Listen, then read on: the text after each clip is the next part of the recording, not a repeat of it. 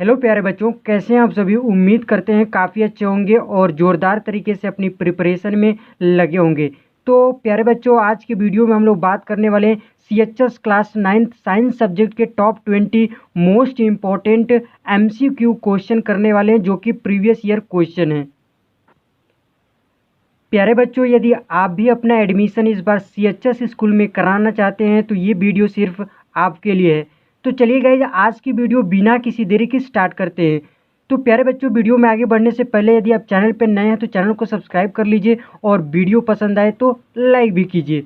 तो पहला क्वेश्चन हम लोग का है, एक उर्वरक क्या है। ठीक है, तो इससे पहले मैं आपको बता देना चाहता हूं कि आपके एग्ज़ाम में कुल 100 क्वेश्चन, जानकारी के लिए बता देते हैं कि 100 क्वेश्चन पूछे जाते हैं और प्रत्येक क्वेश्चन 1 नंबर का होता है, इसलिए आपका 100 नंबर का पूरा पेपर होता है। ठीक है, उसमें से 20 क्वेश्चन जो होते हैं, 20 क्वेश्चन साइंस के पूछे जाते हैं। ठीक है, और इन्हीं साइंस के 20 क्वेश्चन को हम लोग डिस्कस करने वाले हैं। ठीक है, तो पहला क्वेश्चन है हम लोग का, एक उर्वरक क्या है। ठीक है, ऑप्शन नंबर ये दिया गया है, मानव अपशिष्ट एवं वनस्पति अवशेष एक अकार्बनिक लवण है जो कि खेतों में बनाया जा सकता है, मिट्टी को पर्याप्त धारण प्रदान करता है। इसमें से कौन सा ऑप्शन सही है। ठीक है, इसमें option number B Bombay correct हो जाएगा।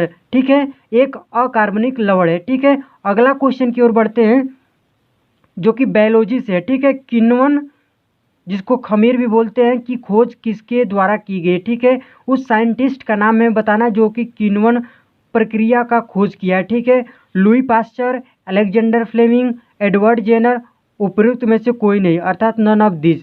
तो इसमें option number A for Agra, Louis Pasteur correct हो जाएगा। ठीक है, अगला क्वेश्चन की ओर बढ़ते हैं जो कि काफ़ी इंपॉर्टेंट क्वेश्चन है, इसको आप ध्यान दीजिएगा।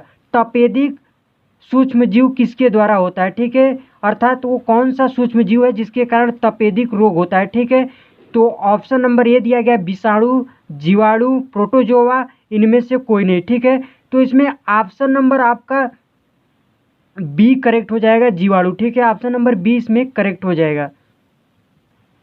अगले क्वेश्चन की ओर बढ़ते हैं, निम्न में से कौन सा अपशिष्ट पदार्थ गैर बायोडिग्रेडेबल है। ठीक है, अर्थात नॉन बायोडिग्रेडेबल, इसमें से कौन सा अपशिष्ट पदार्थ है। ठीक है, अर्थात जिसको हम नष्ट नहीं कर सकते हैं।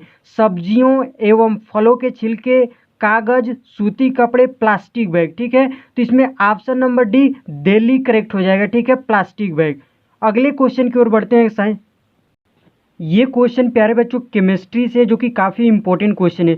लोहे का मोर्चा खाने की वजह। ठीक है, इसमें क्या है, ऑक्सीडेशन, रिडक्शन, ऊष्मा उपचार या फिर धात्विकरण, अर्थात इसमें से कौन सी प्रोसेस होती है जब लोहे पर मोर्चा लगता है। ठीक है, तो लोहे का गाइस संकेत होता है Fe। ठीक है, और जब हम लोहा ऑक्सीजन के संपर्क में आता है तो एक अपना ही ऑक्साइड बनाता है। ठीक है, आयरन ऑक्साइड बनाता है, उसी को हम लोग बोलते हैं जंग। ठीक है, और इसमें क्या हो रहा है कि ऑक्सीजन ऐड हो रहा है, तो इस प्रक्रिया को हम लोग बोलते हैं ऑक्सीकरण। ठीक है, और हाइड्रोजन जुड़ता है तो उसको हम लोग रिडक्शन बोलते हैं। ठीक है, तो इसमें option number A Agra correct हो जाएगा।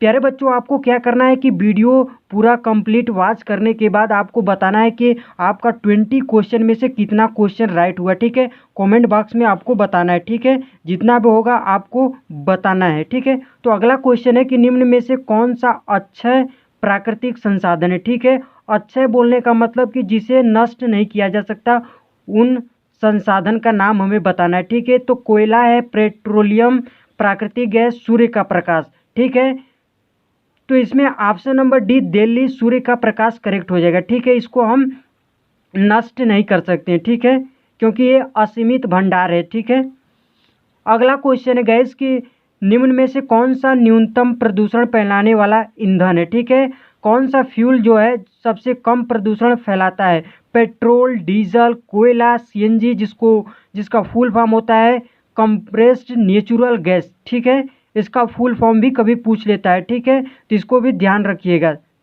CNG का फुल फॉर्म होता है कंप्रेस्ड नेचुरल गैस, संपीड़ित प्राकृतिक गैस। ठीक है, तो इसमें option number D Delhi correct हो जाएगा।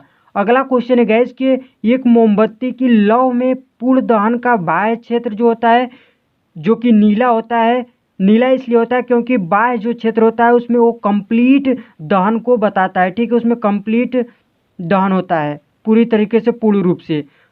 नीला है होता है किस कारण, ठीक है, एक मोमबत्ती की लौ में पूर्ण दहन का बाह्य क्षेत्र जो कि होता है नीला होता है, तो उसका बताना है कि वो मध्यम गर्म होता है या फिर सर्वाधिक गर्म होता है या फिर न्यूनतम, या तो इनमें से कोई नहीं, ठीक है। तो जो नीला जो भाग होता है सबसे बाहरी वाला वो सर्वाधिक गर्म भाग होता है, ठीक है। तो option number B Bombay correct हो जाएगा। कार्क कोशिकाएं सर्वप्रथम परीक्षित किसके द्वारा की गई थी, ठीक है, उस साइंटिस्ट का नाम बताना है जिसने कार्क कोशिकाएं सबसे पहले देखा था, ठीक है। Robert Hooke, Fleming, Tyndall, Newton, ठीक है। तो इसमें option number A Agra correct हो जाएगा, रॉबर्ट हुक, ठीक है। ये भी काफ़ी इंपॉर्टेंट है, रिपीट होता है, ठीक है। अगला क्वेश्चन है कोशिका भित्ति अनुपस्थित अर्थात कि अब्सेंट होता है किसमें, वनस्पति कोशिकाओं में, प्राणी कोशिकाओं में, नाभिक में, नॉन ऑफ दिस इनमें से कोई नहीं, ठीक है।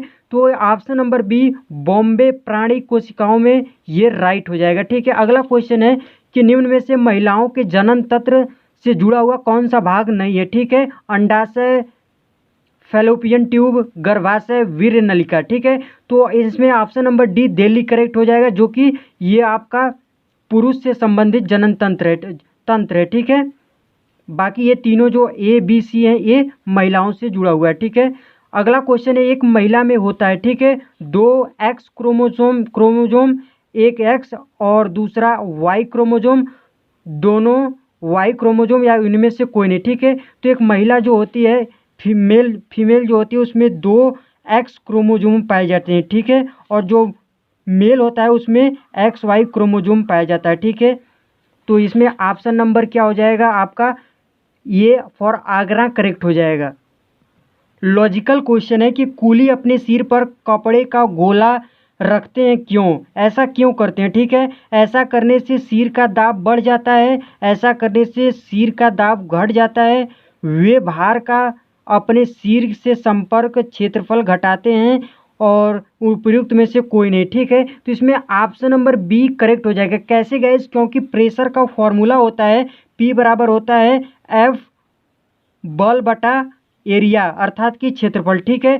तो ऐसा कपड़े का गोला इसलिए बनाते हैं क्योंकि इससे आपको उनका एरिया जो होता है वो बढ़ जाता है, कॉन्टेक्ट एरिया जो होता है बढ़ जाता है, और जब कॉन्टेक्ट एरिया बढ़ता है तो प्रेशर घट जाता है, ठीक है, प्रेशर घट जाता है इनके, इसलिए सामान उनको हल्का महसूस होता है, ठीक है, इसलिए करते हैं। क्योंकि यहाँ पर देख रहे हैं कि जो प्रेशर है वो एरिया बोले तो क्षेत्रफल के व्युत्क्रमानुपाती, ठीक है, इसलिए जब एरिया वो बढ़ा लेते हैं तो प्रेशर क्या हो जाता है, ऑटोमेटिक घट जाता है, ठीक है, इसलिए उनका सामान हल्का इसलिए उनको सामान हल्का महसूस होता है, ठीक है। तो लॉजिक समझ में आ गया। अगले क्वेश्चन की ओर बढ़ते हैं। दिखाए गए चित्र में आपतन कोण है, ठीक है, आपतन कोण बताना है इसमें। तो इसमें प्रकाश की किरण इस तरह इस पॉइंट पर क्या हो रही है, आपतित हो रही है, ठीक है, मान लेते हैं वो, ठीक है, जो कि आपतन बिंदु है, और इस बिंदु से क्या हो रही है, इस समतल से टकराकर पुनः अपने मार्ग की ओर वापस जा रही है, ठीक है।